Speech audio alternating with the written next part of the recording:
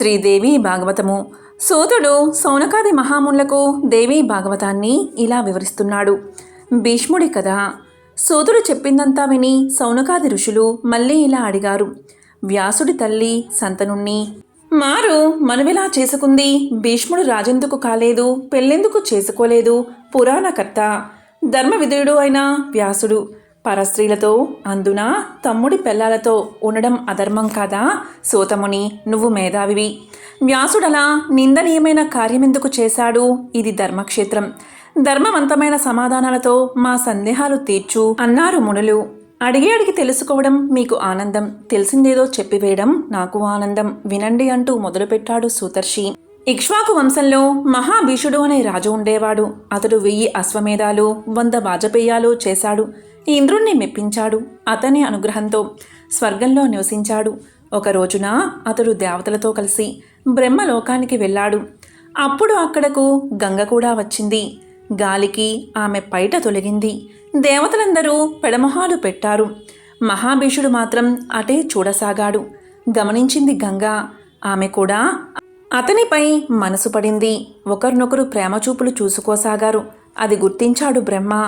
మీరిద్దరూ ఇక్కడ ఉండడానికి అనర్హులు, భూలోకంలో మానవులై పొండి అన్నాడు.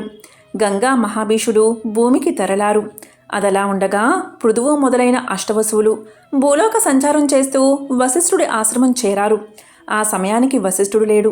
వారిలో వసువు భార్య ప్రేరణతో వశిష్ఠుడి కామధేనువును అపహరించుకుపోయాడు. ఆశ్రమానికి తిరిగి వచ్చిన వశిష్ఠుడు ఆవు కనబడకపోవడంతో ఆతృతపడ్డాడు. జరిగింది తెలుసుకున్నాడు. వసువులు 8 భూలోకంలో నరులై పుట్టాలని శపించాడు. అది తెలిసిన వెంటనే వసువులు పొరుగున వచ్చి వశిష్ఠుడి పాదాలంటారు.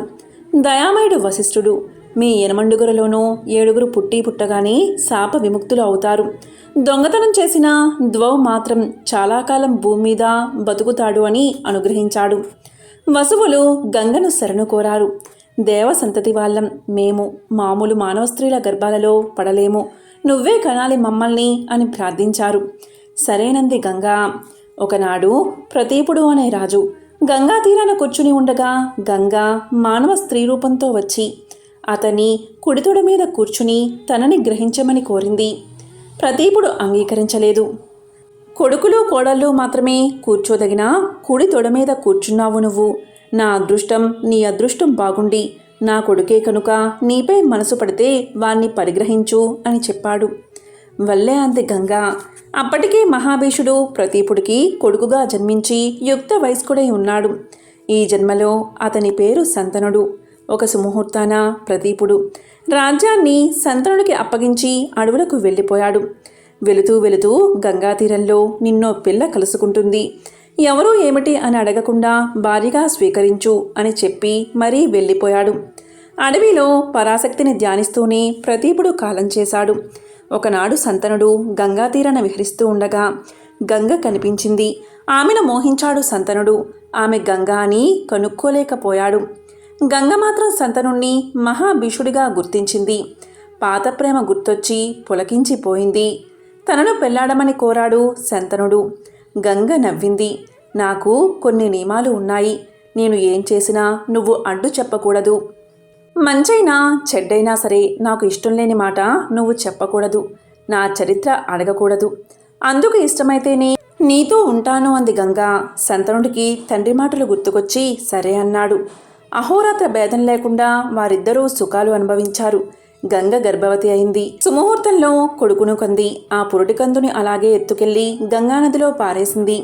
సంతనుడికి బాధ అనిపించినా తమ సమాగమ పూర్వ నియమాలు గుర్తొచ్చి నిశ్శబ్దంగా ఉండిపోయాడు. కొన్నాళ్లకి గంగ మళ్ళీ నెలతప్పింది. ఈసారి మగబిడ్డే. వాణ్ణి కూడా గంగపాలు చేసిందామే. అనంతరం మరొకని కంది. ఆ బిడ్డ కూడా ఏటిపాలే అయిపోయాడు. ఆ విధంగా 7 బిడ్డలు ఏటిపాలైపోయారు. ఆమె చేతిలో 8వ కూడా మగబిడ్డనే ప్రసవించింది గంగ. వాణ్ణి కూడా ఎత్తుకుని బయలుదేరుతున్న గంగకు అడ్డు నిలిచాడు సంతనుడు.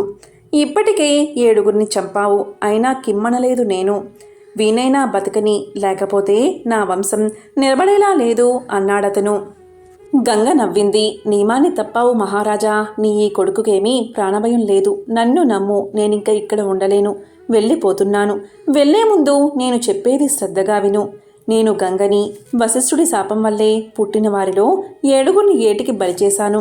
ఆ శాపం వల్లనే ఈ 8వ వాడిన ద్వౌడు దీర్ఘకాలం బతకాలి. వీణ్ణి చంపను, పెంచి పెద్ద చేసి సమయం వచ్చాక నీకే అప్పగిస్తాను అనేసి వెళ్ళిపోయింది. అన్నట్లుగానే కొంతకాలం తర్వాత వేదవేత్త మహాధనుద్ధారిగా తీర్చిదిద్ది ఆ బిడ్డని శంతనుడికి అప్పగించింది గంగా. ఈ గంగావతార కథ, వసువుల నరజన్మ కథ వింటే పాపాలు నశిస్తాయి.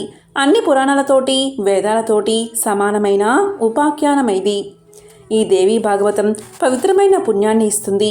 వ్యాసుల వారు వెలువరించిన అమృత రసమిది. విన్నవాళ్ళు చదివిన వాళ్ళు పుణ్యాత్ములు అవుతారు, సుఖాల్ని శుభాల్ని పొందుతారు. ఇక మీరడిగిన మరో ప్రశ్న, శంతనుడు యోజన గంధిలా వివాహ విషయం చెబుతాను వినండి. గంగకు సంతుండి వల్ల కలిగిన కొడుకు పేరు దేవవ్రతుడు. దినదిన ప్రవర్ధమానంగా ఎదుగుతున్నాడతను. శంతనుడు తొలిమార్య వియోగాన్ని కొంత పుత్ర సాంగత్యంతోనూ మరికొంత వేటలోనూ మర్చిపోతున్నాడు. ఒకసారి అలాగే వేటకు వెళ్ళి యమునా తీరం చేరాడు. అక్కడ అతనికి అద్భుతమైన సువాసన తగిలింది. ఆ వాసన అతన్ని ఏవేవో మధుర లోకాలకు తీసుకుపోయింది. వాసన వస్తున్న వైపుగా వెళ్ళగా వెళ్ళగా ఒకచోట కనిపించింది సత్యవతి. ఆమెనే యోజన గంధి. ఆమె సౌందర్యానికి ముగ్ధుడయ్యాడు రాజు. ఆమె శరీరం నుంచి వచ్చే కస్తూరి వాసన అతనిలో కామభావాల్ని రేపింది. తన్ని పెళ్లి చేసుకోమని కోరాడా పిల్లని. రాజా, నేనా చేపల వాళ్ళ పిల్లని, దాసరాజు కూతుర్ని. చేపల వాళ్ళ పిల్లనైతే మాత్రాన చాటుమాటుగా నెగరేసే రకాన్ని కాను. తండ్రి చాటు బిడ్డని. వెళ్ళి మా తండ్రిని అడుగు అంది సత్యవతి. ఆమె అందం, పరిమళం, వాక్కు ఇవేవి ఈమె చేపల పిల్లంటే నమ్మనవడం లేదు. కానీ ఈమె అబద్ధం చెప్పదు. చెబితే అంత అందమెలా ఉంటుంది అనుకున్నాడు. వెంటనే దాసరాజు వద్దకు వెళ్ళాడు. సత్యవతిని తనకియ్యమని అడిగాడు. అంతకన్నా ఏం కావాలి రాజా, కానీ ఒక మాట, నా కూతురు కడుపున పుట్టినోళ్ళకి నీ తర్వాత రాజ్యం రావాలా? అందుకు ఒప్పుకుంటే నా కూతుర్ని ఇప్పుడే ఇచ్చేస్తా అన్నాడు దాసరాజు. అదెలా కుదురుతుంది? గంగా తనయుడికి అన్యాయం చేయలేను కదా అనుకుని నిరాశతో తిరుగుముఖం పట్టాడు శంతనుడు. అంతఃపురానికి వచ్చాడే కాని అందాల రాశి అయినా సత్యవతిని మర్చిపోలేకపోయాడు. విరహం అతన్ని దుఃఖంలో ముంచింది. నిద్రాహారాలు మానేశాడు.